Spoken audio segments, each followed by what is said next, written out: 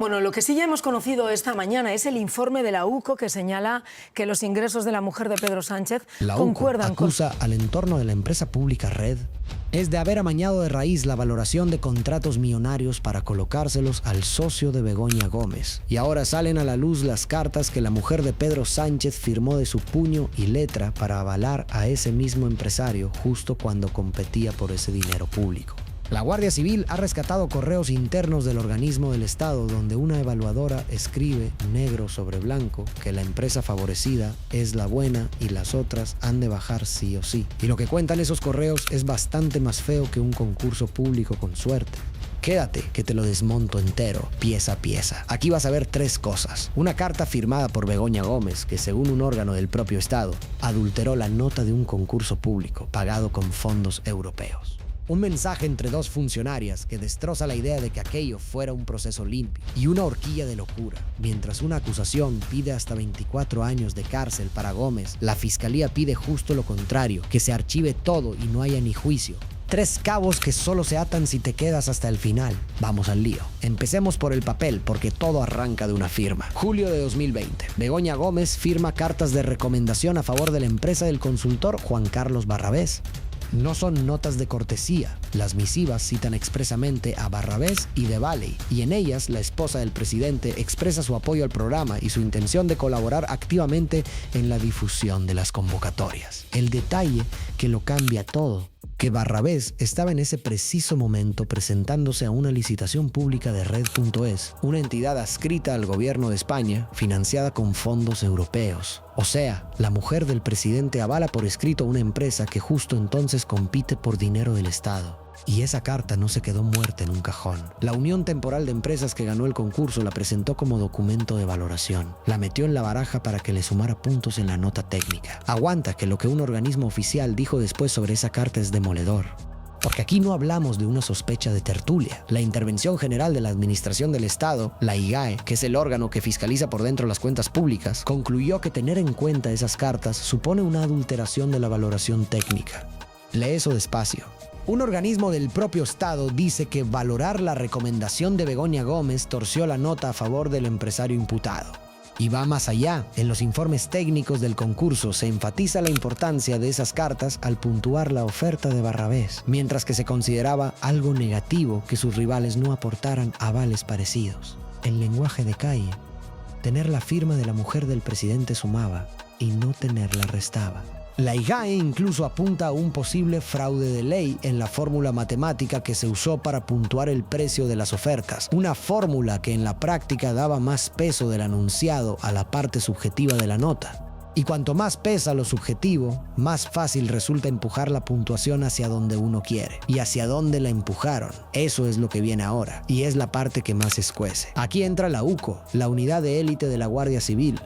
Sus agentes accedieron a las cuentas corporativas Office 365 de 3 empleados de Red.es. No fue un asalto por la puerta de atrás. El Juzgado Central de Instrucción número 6 de la Audiencia Nacional autorizó el acceso el 4 de junio de 2024 y los investigadores se personaron en la sede de Red. Es en Madrid el 21 de abril de 2025 para exportar todo el contenido. Lo que encontraron en esos correos es el corazón de la noticia. Según el informe, las notas del concurso no salían de un análisis objetivo. Se fijaban antes y luego se redactaba el texto para justificarlas. Es como decidir el ganador del partido y después escribir la crónica para que cuadre el resultado. Y lo más sangrante está en una sola frase: enero de 2021. Una de las evaluadoras le escribe a su compañera, mientras todavía trabajan en las calificaciones, una línea que ya no se borra. Piensa en que Barrabés es la buena y las otras han de bajar sí o sí. Y remata: es muy injusto, pero la excelencia está en Everis y Barrabés. Lo dice ella misma. Sabe que es injusto y aún así toca bajar a las demás. ¿Quién era esa otra empresa, la gran perjudicada? Ahora la conoces. Esa empresa es Everis. Quedó segunda en las valoraciones, competía por los mismos lotes que la Unión de Empresas favorecida y según la UCO fue la principal sacrificada del montaje. La Guardia Civil sostiene que un investigado llamado Luis Prieto intervino personalmente para recortar de forma drástica la puntuación de Everis en 2 de los criterios, justo después de una reunión celebrada el 15 de marzo de 2021. Y las instrucciones que salieron de esa reunión quedaron por escrito, que es lo que convierte una sospecha en un atestado. ¿Quién es Luis Prieto? El director de Economía Digital de Red.es, hoy imputado por presuntas irregularidades y trato de favor. El propio exdirector de la entidad, David Cierco, lo ha señalado como el principal responsable de redactar los pliegos de los contratos que acabaron en manos de Barrabés. O sea, el que escribe las reglas del concurso y el que después baja la nota del rival serían, según la investigación, la misma persona. Y todavía hay un detalle más fino sobre cómo se tapaban las costuras. No te vayas. Mira esta jugada. Diciembre de 2020. Un evaluador propone por correo esconder en el informe que la Unión de Empresas Adjudicataria no había incluido un libro blanco, un documento que los pliegos exigían expresamente. Su frase, según el informe, mejor no ponerlo para que el resto de licitadores no sepa que no ha incluido un libro blanco como tal. Es decir, ocultar una falta de la empresa ganadora para que nadie pudiera protestar. ¿El resultado? La unión de Barrabés y KPMG recibió la mejor calificación precisamente en el criterio que incluía ese requisito que no había cumplido. Mientras tanto, otras empresas que tampoco presentaron el libro blanco completo fueron penalizadas con notas de entre 2 y 4 puntos. Una vara de medir para el favorito y otra para el resto. Te freno un segundo porque esto es clave. Todo esto son indicios que recoge la Guardia Civil y que un tribunal tendrá que valorar. Nadie está condenado, pero el material sobre el papel es de los que dejan marca. Conviene también poner cifras a lo que estaba en juego en Red.es porque el tamaño importa. La UCO ha analizado las comunicaciones internas durante la tramitación de 2 expedientes, identificados como 014-BIT y 016-BIT, adjudicados a la Unión de Empresas Favorecida, contratos de formación digital que sumaban más de 8 millones de euros, todos financiados con fondos europeos. No hablamos de un concursillo de barrio, hablamos de millones públicos repartidos en procesos donde, según el atestado, la nota se decidía antes y se maquillaba después. Y el firmante de los informes de valoración en los procedimientos señalados fue siempre el mismo investigado, ese Luis Prieto que ya conoces. La UCO no se queda en una anécdota suelta, dibuja un patrón que se repite expediente tras expediente con el mismo nombre detrás de la pluma. Eso es lo que convierte varios correos sueltos en algo que un juez se toma en serio. Y por eso, aunque la fiscalía pida archivo, el instructor ha decidido que esto lo mire un jurado. Y para que entiendas de dónde sale todo esto, hay que rebobinar hasta el principio, porque esta trama de Red, esa es solo una rama de un árbol mucho más grande. Abril de 2024. Una organización llamada Manos Limpias presenta una denuncia contra Begoña Gómez por presunto tráfico de influencias y corrupción en los negocios. El 24 de abril, el juez Juan Carlos Peinado, del Juzgado de Instrucción número 41 de Madrid, la admite a trámite y abre la investigación. Aquí conviene ser honesto con un matiz incómodo para los que ya tenían el veredicto puesto. El propio responsable de Manos Limpias reconoció después que la denuncia se basaba en recortes de prensa, no en pruebas propias, y llegó a admitir que no sabía si esas informaciones eran ciertas. La fiscalía pidió de entrada el archivo por considerar la denuncia carente de base, pero el juzgado decidió seguir adelante, y días después se sumaron como acusaciones populares Hazte Oír, Vox, Justitia Europa y el Movimiento de Regeneración Política de España. De una denuncia con recortes de periódico a la mayor causa judicial que ha rozado a la Moncloa en años. Y la bola, a partir de ahí, no paró de crecer. Y hay una pata de la denuncia original que conviene rescatar porque ayuda a entender por qué este caso prendió como prendió. Manos Limpias no solo apuntó a la cátedra, también señaló el rescate de Air Europa. En plena pandemia, en 2020, el gobierno rescató a varias aerolíneas con préstamos públicos y a Air Europa, del grupo Globalia, le correspondió un salvavidas que rondó los 615 millones de euros.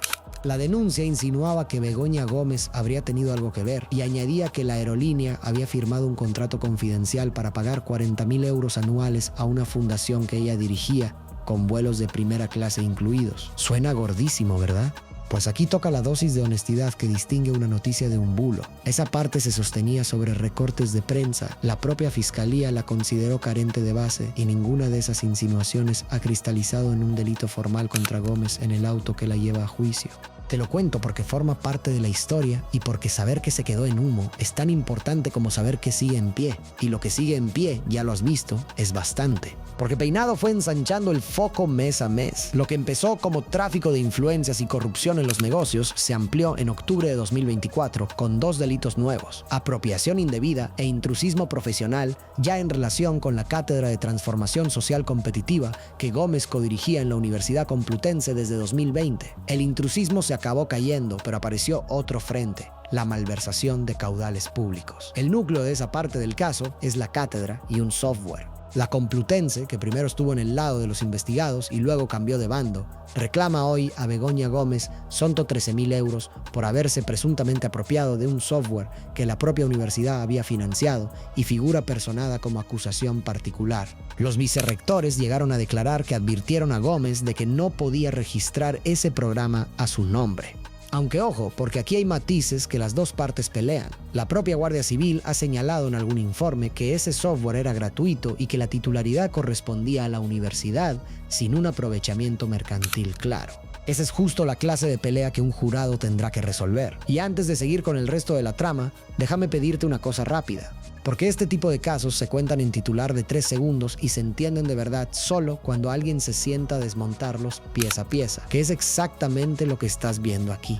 Si quieres seguir teniendo la actualidad judicial explicada clara y sin que te la masquen a conveniencia de un bando o de otro, suscríbete y dale a la campana. Es gratis, a ti te cuesta 1 segundo y a este canal le cambia la vida.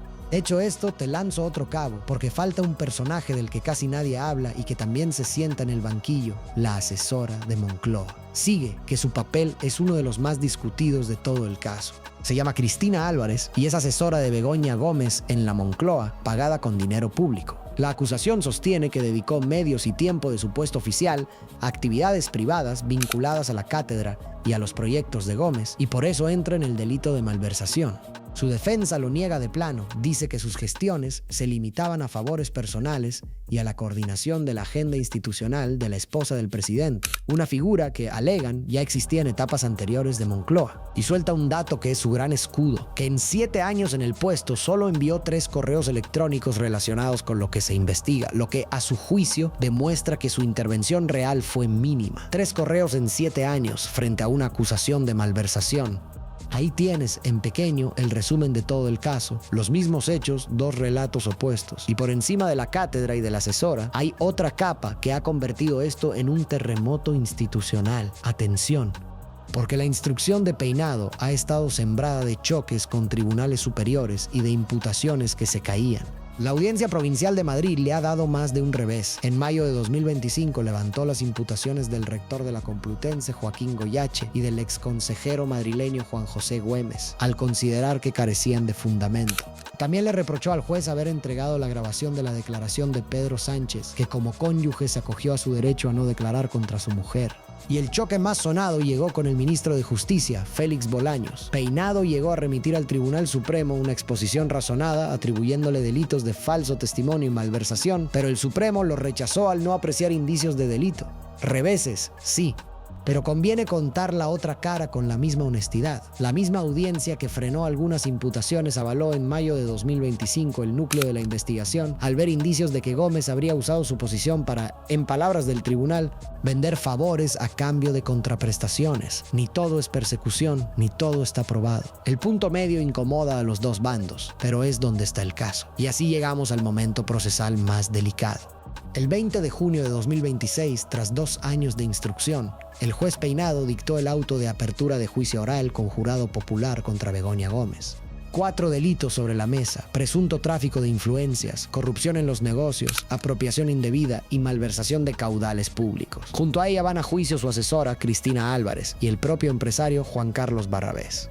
Y ojo a las medidas cautelares, porque encendieron la mecha. El juez retiró el pasaporte a Gómez y a su asesora, les prohibió salir de España y las obligó a comparecer 2 veces al mes ante el juzgado, al apreciar riesgo de fuga. Esa parte del auto, con una alusión polémica a la posible colaboración de sus escoltas en una hipotética huida, provocó un aluvión de críticas, una queja del Ministerio del Interior ante el Consejo General del Poder Judicial e incluso un toque de los sindicatos policiales. Pero quédate con el dato procesal limpio. A fecha de hoy, la causa camina hacia el jurado popular. Y aquí aparece el contraste que no te puedes perder. Porque no todo el mundo pide lo mismo, ni de lejos. Y este es el punto que separa el dato de la película. La Fiscalía, el Ministerio Público, mantiene su petición de archivo. Sostiene que no hay base suficiente para llevar esto a juicio y ha sido crítica con toda la instrucción del magistrado. El fiscal, en resumen, dice que no hay caso. En la otra esquina están las acusaciones populares, que piden lo contrario y con cifras de vértigo. La asociación Hazte Oír reclama hasta 24 años de prisión para Begoña Gómez, de archivar todo a pedir 24 años de cárcel. Esa es la horquilla, y mídela bien porque te dice el tamaño de la grieta que hay debajo de este caso. Y por en medio, el juez instructor, convencido de que sí hay indicios suficientes para que un jurado examine las acusaciones. 3 posiciones, 3 lecturas de los mismos papeles. Quien acierta no lo decide ni un tertuliano ni lo decido yo, lo decidirá un tribunal. Pero antes de que llegue ese tribunal, hay otro frente que se acaba de abrir y que reconecta con las cartas del principio. Vamos a cerrar el círculo, porque los contratos de red tienen ya su propia pieza separada. El 18 de junio de 2026, Peinado acordó investigar de forma específica un contrato concreto de red. Es financiado con fondos europeos, el llamado Servicio de Oficina Acelera Pyme, publicado en el Diario Oficial de la Unión Europea el 4 de junio de 2020, con un presupuesto base de licitación de 4.053.500 euros. Ahí el juez apunta a 2 presuntos delitos gordos: prevaricación, que es cuando una autoridad dicta a sabiendas una resolución injusta, y fraude a los intereses financieros de la Unión Europea por el dinero comunitario en juego. La adjudicataria fue una unión de empresas formada por Innova Next, la sociedad vinculada a Barrabes, y la consultora KPMG. Y toca otro matiz honesto. En este contrato concreto, según algunas informaciones, no figurarían cartas firmadas por Begoña Gómez, de modo que esta pieza apunta de momento al empresario, no directamente a ella. De hecho, Peinado tuvo que rectificar, porque en un primer borrador metió los nombres de Gómez y de su asesora, y luego aclaró que esta línea por ahora concierne a Barrabés. Conviene contarlo así de exacto, porque mezclar churras con merinas es justo lo que destroza la credibilidad de una historia como esta.